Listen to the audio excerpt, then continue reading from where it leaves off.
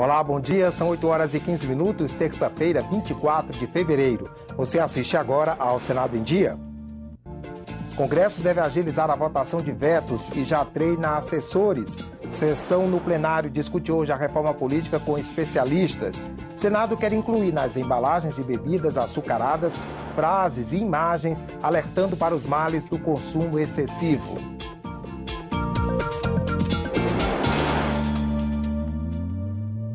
O Congresso Nacional se reúne hoje à noite para analisar vetos presidenciais. Mas o primeiro item da pauta pode mudar a forma como senadores e deputados deliberam sobre as leis que não foram aprovadas pelo Executivo.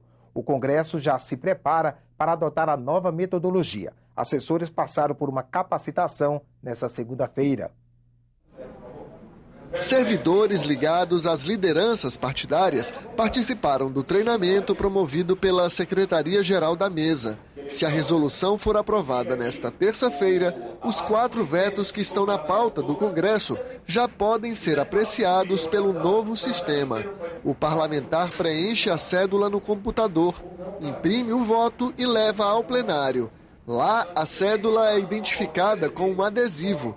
A apuração é feita a partir de um leitor óptico e o resultado, que atualmente leva horas para ser divulgado, será conhecido ainda durante a sessão. Com esse novo sistema, a leitura óptica robotizada vai permitir ler automaticamente esses votos sem violar de nenhuma forma o sigilo da intenção de voto do parlamentar, previamente à votação, mas assegurando a publicidade uma vez que ele tenha votado. A discussão dos vetos será feita em globo.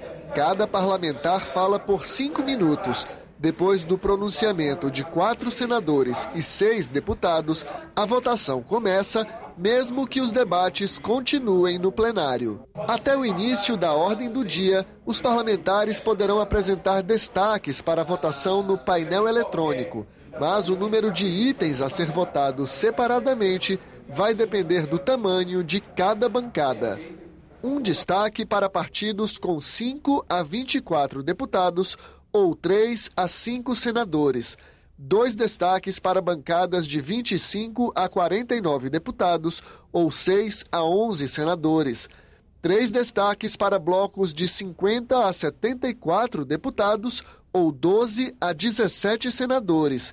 E 4 destaques para legendas com mais de 75 deputados ou mais de 18 senadores. Senadores e deputados também devem votar o orçamento da União para 2015 na sessão de hoje. A reunião começa às 7 da noite.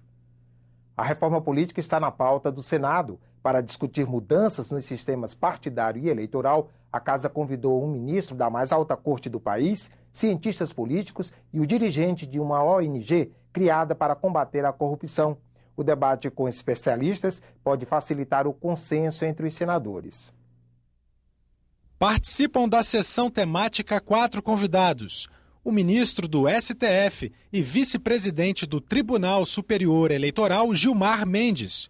Atualmente, ele analisa uma ação direta de inconstitucionalidade movida pela Ordem dos Advogados do Brasil, que pede a proibição de doações de empresas para campanhas eleitorais.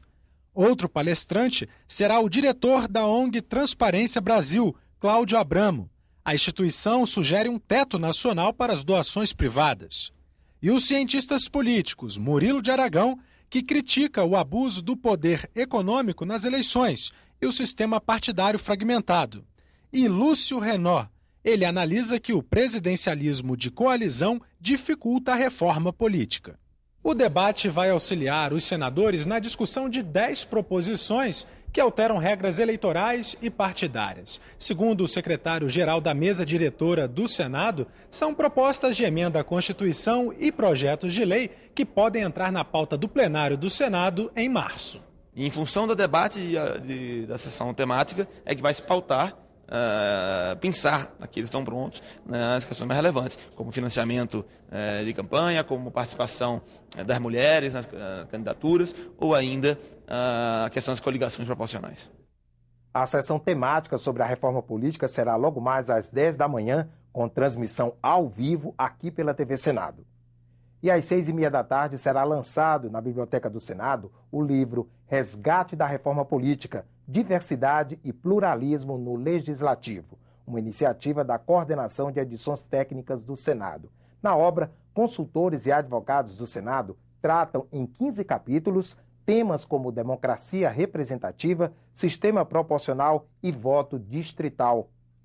A reforma vem sendo discutida no Congresso há décadas, mas afinal, por que ela não sai do papel? Veja na reportagem de Dante Ascioli. O debate não é novo. Tem sido abordado há pelo menos 20 anos. Trata-se de um tema polêmico sobre o qual não há nenhum consenso. E não há mesmo. Cada parlamentar tem uma opinião diferente sobre como deve ser a reforma política. Alguns querem mudar tudo de uma vez. Que aperfeiçoe a democracia representativa, limite a edição de medidas provisórias, aprove o fim das coligações proporcionais, o estabelecimento de cláusulas de desempenho, o financiamento público de campanhas, a unificação do calendário eleitoral, o fim da reeleição e mandatos de 5 anos. Outros defendem uma reforma fatiada. Uma reforma enxuta num primeiro momento.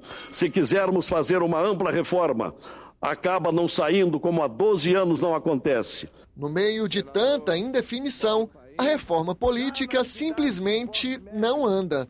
A reforma política transformou-se na miragem nacional, no meio de um deserto de iniciativa e decisão. Quando conseguimos avançar no Senado, votar alguns itens da reforma política aqui, na Câmara para o projeto. Quando a Câmara avança em alguns projetos, vota os projetos, chega aqui, o projeto para. Os projetos param. Esse ano não. Parece que há uma disposição. Tanta disposição se traduz em números. Das 11 propostas de emenda à Constituição que os novos parlamentares apresentaram neste ano, 8 são sobre a reforma política. O senador Regufe, por exemplo, propõe o voto facultativo, o fim da reeleição para o Executivo e a revogação de mandato do político que descumpre as promessas de campanha. As pessoas hoje não acreditam em política. A sociedade não acredita em política. E não dá para quem tem responsabilidade pública achar que as coisas devem continuar desse jeito ou que está tudo normal, tudo natural. Porque não está. As novas propostas vão entrar numa fila que não é pequena. Tramitam no Congresso mais de 200 PECs ou projetos de lei que alteram o sistema eleitoral. O presidente do Senado anunciou para a primeira semana de março um esforço concentrado para fazer a reforma política andar. O Senado tem pronto para votação em plenário 10 proposições que abarcam temas fundamentais da reforma, como um novo modelo de financiamento de campanhas, a proibição das coligações nas eleições proporcionais, a duração dos mandatos do Executivo, o percentual de vagas reservadas às mulheres e a desincompatibilização dos chefes de Executivo que tentam a reeleição. 2 PECs já foram discutidas em plenário e podem ser votadas em primeiro turno. Uma delas proíbe as coligações partidárias nas eleições para vereador, deputado estadual e federal. O povo não entende que um deputado federal seja eleito com 5.000 votos no maior estado do Brasil, São Paulo, e um candidato com quase 100.000 votos não é eleito. É uma conta que, do ponto de vista da matemática prática, não fecha. Outras 4 PECs ainda precisam ser discutidas antes de ir a voto. 2 exigem a desincompatibilização do presidente, governador ou prefeito que queira se reeleger. Outra acaba com o voto obrigatório. E a última dificulta a criação de novos partidos políticos. Existe no Tribunal Superior Eleitoral mais de 40 partidos tramitando para serem criados e se juntar aos 32 já existentes, fora tantos outros que estão aí colhendo assinatura para serem criados. Não dá mais, da mesma forma, para que tenhamos uma Câmara dos Deputados, onde os seus 2 maiores partidos representem apenas 25% do total de parlamentares enquanto os outros 75% dos deputados estejam pulverizados em 26 legendas, muitas delas com apenas um único parlamentar. Além das PECs, o plenário pode votar 4 projetos de lei sobre a reforma política. Eles ampliam a participação das mulheres nas eleições proporcionais e mudam as regras para o financiamento das campanhas. E o plenário do Senado deve votar hoje a MP 658, que tranca a pauta e impede a votação de outras matérias. A medida provisória altera a lei que regula o relacionamento das organizações não governamentais com o Estado. Essa lei foi sancionada no ano passado com normas para licitações e contratação das ONGs pela União, Estados e municípios. Com as mudanças feitas pela MP, a lei entra em vigor no mês de julho deste ano.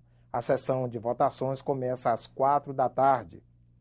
As bebidas açucaradas podem ter que trazer nas embalagens frases e imagens alertando para os males do açúcar no organismo. É o que prevê um projeto que começa a tramitar no Senado. Não beba refrigerante, tome água de coco, faz bem para a saúde, é uma delícia. A dica do vendedor é cada vez mais recomendada pelos médicos. O consumo de bebidas ricas em açúcar, como sucos de caixa e refrigerantes, pode gerar sobrepeso ou obesidade e, assim, aumentar o risco de doenças cardíacas e de diabetes. Esta endocrinologista, com 20 anos de experiência, alerta. No Brasil, na rede pública, são diagnosticados 500 novos casos de diabetes tipo 2 ao dia. Os alimentos industrializados, os alimentos refinados com alto teor de açúcar e de gordura trans estão muito baratos. 23% dos brasileiros têm o hábito de tomar refrigerante pelo menos 5 vezes por semana.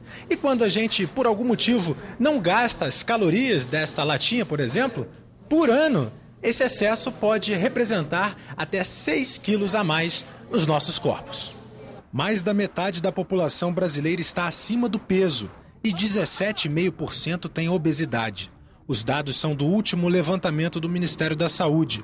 O número de pessoas com sobrepeso está 19% maior do que o registrado em 2006.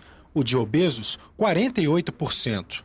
O estudo também mostra que somente 19,3% dos homens e 27,3% das mulheres brasileiras comem 5 porções por dia de frutas e hortaliças, quantidade mínima recomendada pela Organização Mundial da Saúde. Na questão de saúde pública, já imaginou num país como a gente tem, um país nosso que tem lá suas dificuldades financeiras, enfim, o gasto que você vai ter a longo prazo, com horas perdidas de trabalho, com internações hospitalares, com licenças e com, vamos dizer assim, períodos de reabilitação ou até de afastamento definitivo?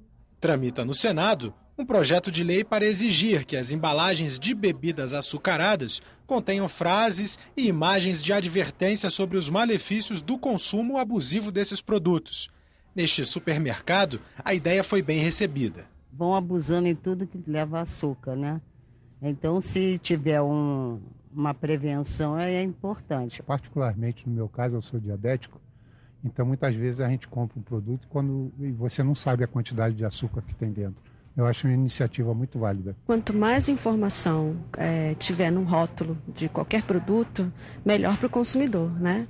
O senador que apresentou a proposta espera que, se aprovada, a medida possa reduzir custos da saúde pública. Nós temos hoje um sistema de saúde que ele já está, eu diria, com uma demanda além do que consegue. Os municípios eles não conseguem mais dar vazão a esse tanto de gente, porque os recursos são poucos, obviamente.